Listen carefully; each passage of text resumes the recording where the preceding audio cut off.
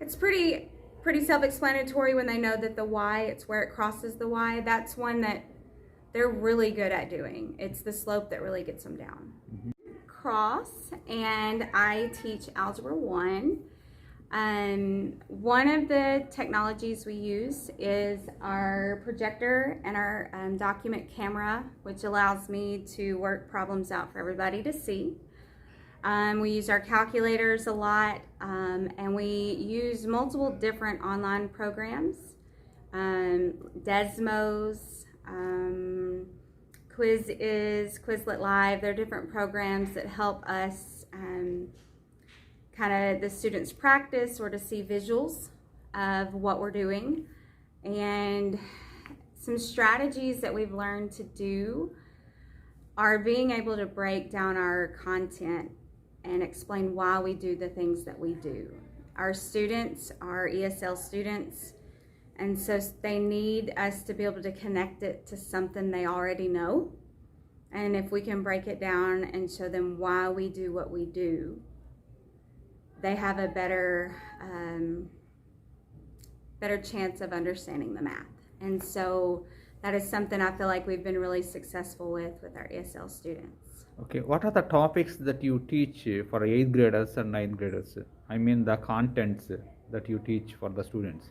So for 9th grade Algebra 1, we teach, our first unit is kind of solving equations, functions, domain and range, and then we'll go into systems, and you solve a system of equations to equations by graphing, elimination, and substitution.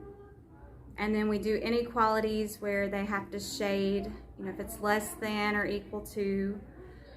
And then we just finished our data unit with frequency tables and box and whiskers. And we are now on quadratics, which is where we are multiplying binomials, trinomials, learning how to do that. And then we will go into functions of a quadratic, word problems, learning how to find answers using quadratics. So do you use any special strategies to teach the slow learners? I mean, who are not good at math? Do you say for slope and y-intercept? Slow learners or false beginners. So that is, so one thing that we do for slope, we have learned that students get really confused with going up and right or down and right, down and left. And so the way we teach it is if you have negative 3x for your slope, that negative will go with your top number. So that means you're going to go down 3, and we always go to the right. And so they know that the negative means you go down, and if it's not a negative, you go up, but you always go to the right. Okay. And that seems to really help students know they always know we're going to the right. And so then the sign determines whether they go up or down. Mm-hmm. Yeah. Okay. And then write 4 next to it on the right. Negative 4. Negative 4. And then X in the first box on the left. And then 3 below it. All right. Now what am I going to The do? first box is X to the second power.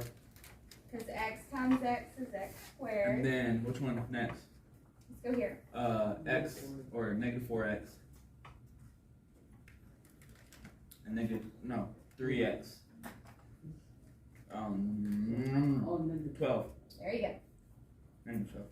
So I'm going to combine like terms, right? Yeah. We combined these two? Oh, What is 3 plus the negative 4? Negative 1. Very good. Y'all might want to get your calculators. Because you have 3 good guys and 4 bad guys. 3 good guys and 3 bad guys cancel out with 1 bad guy. I know. Just use your calculator. And what goes here? I used my brain. Negative 12. Negative 12. Thank you. Now, you gotta name it. What's it called? Trinomial. It is a trinomial, but it has 2 names. Cubic. Cubic trinomial. Quadratic. Quadratic. Quadratic. Quadratic trinomial. Bro, bro. Your entire test is over knowing the names and being able to find this area. Okay? Now, I might be nice and leave that up there, but I would erase the examples. No, be nice. I mean, that's it. I have to erase the examples because there is a portion where you have to create your own. You have to create a trinomial. So we have different, so this would be like for our first unit, which are functions. Mm-hmm. And then we would go through and color code, showing students what it kind of looks like. We kind of break it down, especially the word problems. And I'm trying to see, let me go to a different unit. Let me see. So we go through and break down what they mean. We give the definition and then examples. And then we just have these here to show them what it looks like. And so they have this throughout the whole unit. Or the whole Downham, I teach art, and this is my 20th year to teach. The main objective of my class is we learn to draw, different techniques of drawing. We learn different techniques of painting. We try to learn some practical skills such as measuring, and anything incorporated in that. You can kind of see the stuff in the class. Here's some paints and stuff we use in class. Here's some watercolors that we actually just finished. So here's an example of the project we just finished. You can kind of see what they look like. These were used with watercolor paints. So the kids learned the different techniques. They had to draw off a grid, so there was a lot of different parts to it. They had to actually use a ruler and measure. Then they had to draw what they saw. Then we did different steps. There's different techniques. It's a wet on wet technique. There's your level 1 wash, level 2 medium ground, the detail step. So you can kind of see what the final products look like here, what the kids come up with. So Great. that's this is what we just finished. We're actually about to learn the next project. We're going to learn about design skills, so the different principles of design. It incorporates all in one thing, and that's about it for right now. So they're extremely expensive.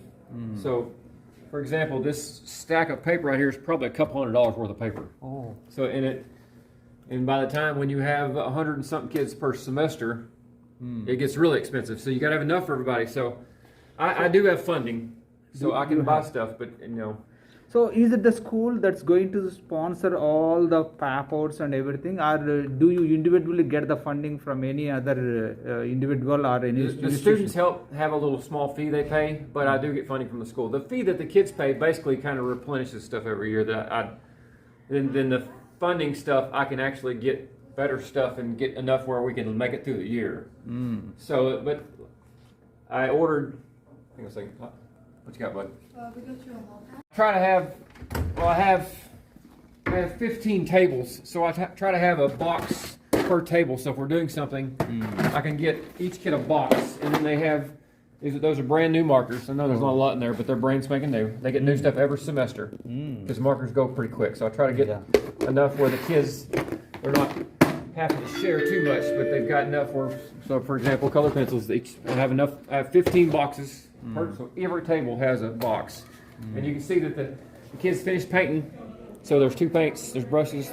There's a place for their water. So everything's ready for them when they come in. So all they got to do is come to class every day. Try to make it as simple on them as possible where they don't got to bring stuff.